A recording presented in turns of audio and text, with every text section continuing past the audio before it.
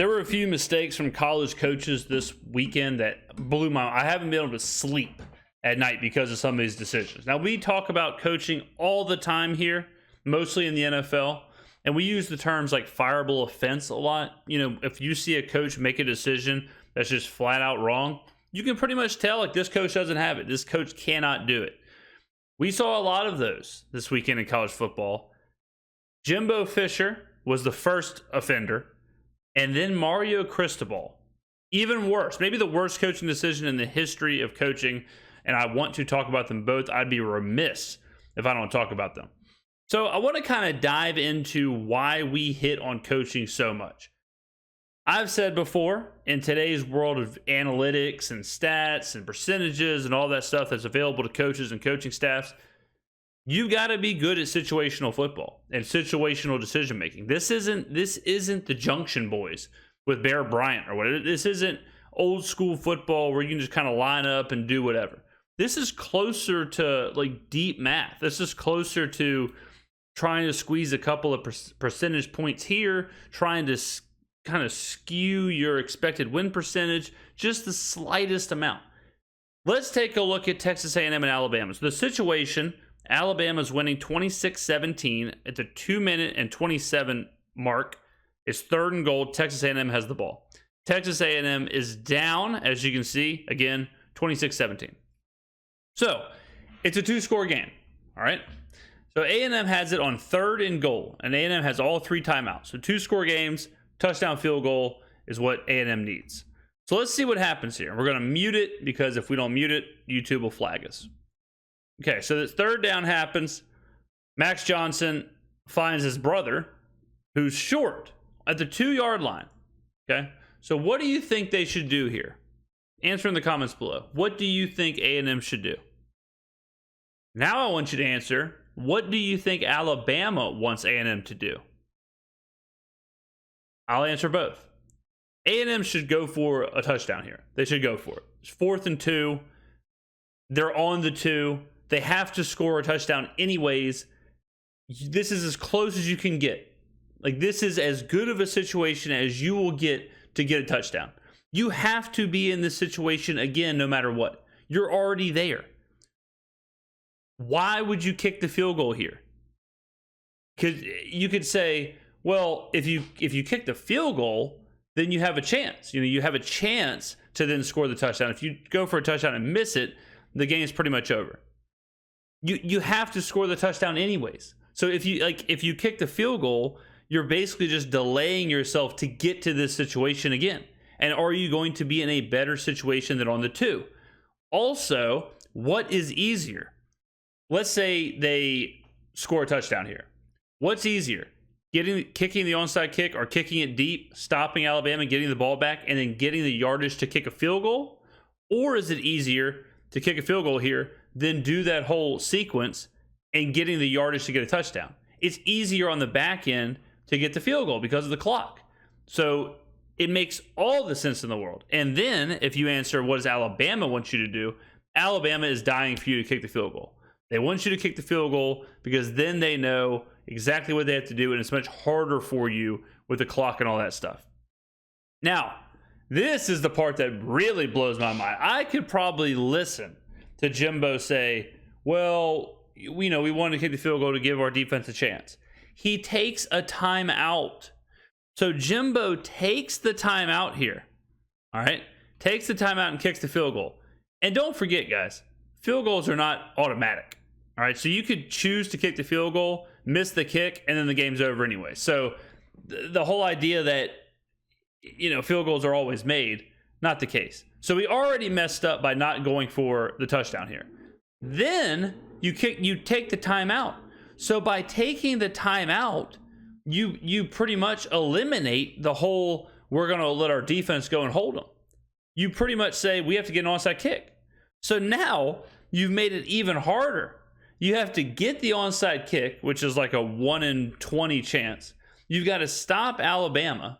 You got to get the ball back all in time to go all the way down the field and score a touchdown.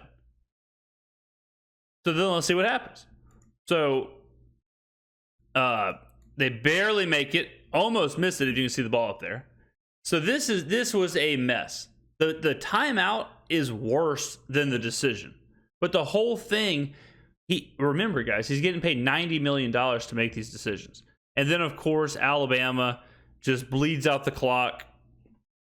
They just bleed out the clock. The onside kick happens. So the onside kick tells you, oh, this is another part. So then they do the onside kick. What does it matter if you kick the field goal and you do the onside kick? Alabama could return this to the 40. They could get the onside kick on the 40-yard line. And then they're basically in field goal range. So you're kicking a field goal to then pretty much put your opponent in field goal range to try and stop them to go score a touchdown. Insane. Absolutely insane. So they do the onside kick. They don't get it, per usual. No one ever gets onside kicks anymore. They don't have the timeout. They don't have the timeout to stop Alabama from running the clock out. So what does Alabama do?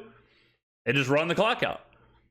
They just run the clock out. If he would have held the timeout, they would have had like 40 or so, 45 seconds, 40 seconds, somewhere in there. So let's just pretend that they did. Let's pretend that they held the timeout.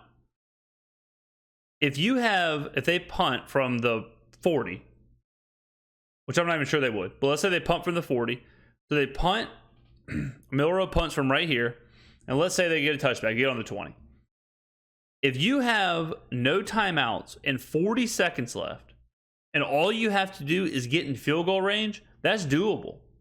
How much harder is it in the same situation to have 30 seconds left or whatever it would be and have to go the entire length of the field to score? Don't you wish you took the chance at the 2? So anyways, Alabama goes ahead and bleeds the clock out and they lose, and A&M never even gets a chance because of the timeout. So let's go to the second decision. This decision, Jimbo Fisher is the luckiest man alive that Mario Cristobal is alive, because he took all of the shine off of Jimbo. So let's go to the Miami-Georgia Tech game. Take a look at this. All right, situation. Miami's up 20-17. Miami's at home. 36 seconds left. Georgia Tech has no timeouts. Miami has 2 timeouts. Miami can kneel the ball. They can kneel it. If they kneel it, they win. Georgia Tech cannot stop the clock. Miami goes shotgun. Already insane. Why? They've already made it harder for themselves. They've thrown a variable in there. The variable is now the long snap. So they throw the variable in there. Do they kneel it? Let me turn the volume off. Do they kneel it? No. They hand it off. They hand it off, and let's see what happens. They fumble. They fumble. Georgia Tech now has the ball.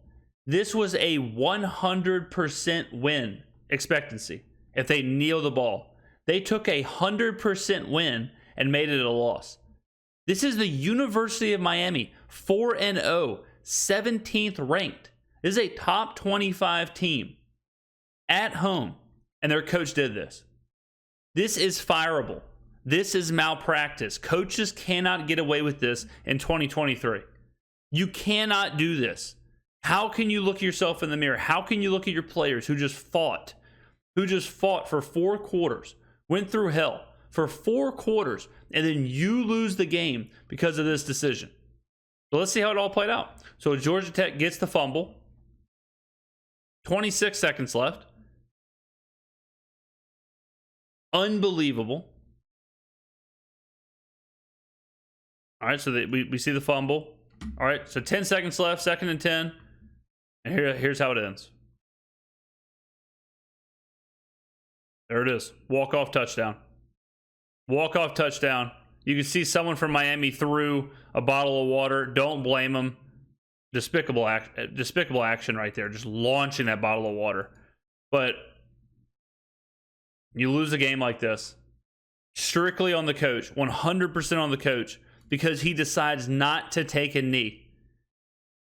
He decides to not take a knee here. Imagine if this is the national championship game.